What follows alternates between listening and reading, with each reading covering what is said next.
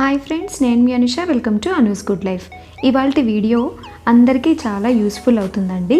ఎందుకంటే మన ఇంట్లో ఎవరి ఇంట్లో అయినా వెండి వస్తువులు ఉంటాయి కదా, పూజా మందిరంలో కానీ లేదా అప్పుడప్పుడు యూజ్ చేసేవైనా, ఫంక్షన్స్ అప్పుడు, మనం పండగలప్పుడు యూజ్ చేసేవైనా, అలా అప్పుడప్పుడు యూజ్ చేసేవి కొంచెం నల్లగా వస్తుంటాయి కదండి.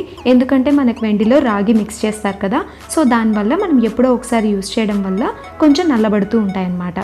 బట్ ఫంక్షన్స్ అప్పుడు, మనకి పండగలప్పుడు అవి క్లీన్ చేసుకోవడానికి చాలా టైం పడుతుంది.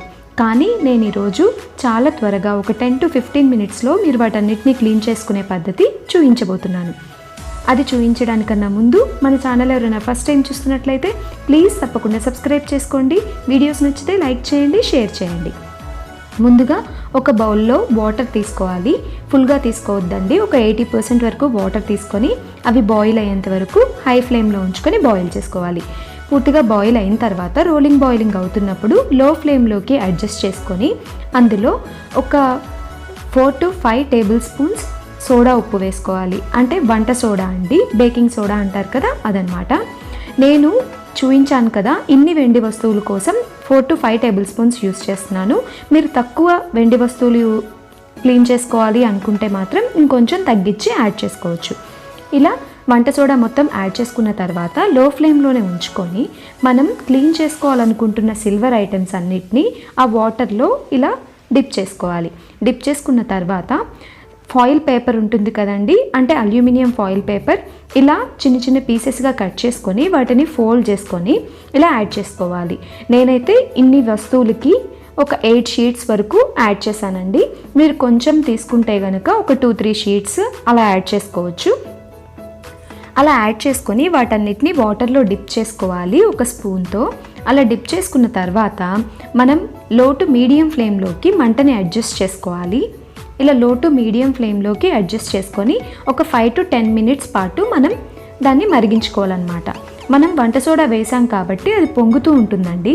సో దగ్గరే ఉండి దాన్ని కొంచెం స్పూన్తో కలుపుకుంటూ ఆ ఫాయిల్ పేపర్ని లోపలికి అనుకుంటూ మనం ఆ 5 to 10 minutes పాటు వాటర్ అనేవి బాయిల్ చేసుకోవాలి. వెండి వస్తువులు కూడా పొయ్యి మీదే ఉంచాలన్నమాట. చూస్తున్నారు కదా, ఒక 5 minutes తర్వాత చూస్తే మనకి వాటర్ అంతా ఎంత నల్లగా అవ్వడం, అండ్ ఫాయిల్ పేపర్ కూడా కొంచెం బ్లాకిష్ వచ్చేస్తుంది. అంటే మనం వెండి వస్తువులకున్న బ్లాక్నెస్ మొత్తం ఫాయిల్ పేపర్ అనేది లాగేస్తుంది అన్నమాట. చూస్తున్నారు కదా, కొంచెం 5 minutesకే మనకి వెండి వస్తువులు అనేది ఎలా మెరిసిపోతున్నాయో. సో ఇంకో 5 minutes ఆర్ 10 to 15 minutes పాటు మనం ఆ వస్తువులకి ఉన్న బ్లాక్నెస్ అంతా పోయేంత వరకు మనం మరిగించుకోవాలి. ఇలా మొత్తం మరిగిపోయి మనకు ఫాయిల్ పేపర్ కూడా బ్లాకిష్ వస్తుంది కదా, సో ఈ స్టేజ్లో మనం స్టవ్ ఆఫ్ చేసుకోవాలి. స్టవ్ ఆఫ్ చేసుకొని ఇది మొత్తం కూల్ అయ్యేంత వరకు మనం ఆ బౌల్ని అలా వదిలేయాలండి. ఇలా వదిలేసిన తర్వాత కూల్ అయిన తర్వాత చూస్తున్నారు కదా, మనకి ఫాయిల్ పేపర్ అనేది ఎంత బ్లాక్ అయిపోయిందో. మొత్తం చల్లారిపోయేసరికి ఆ ఫాయిల్ పేపర్ మొత్తం తీసేసుకొని మనం ఇలా వెండి వస్తువులు తీసుకోవడమేనండి.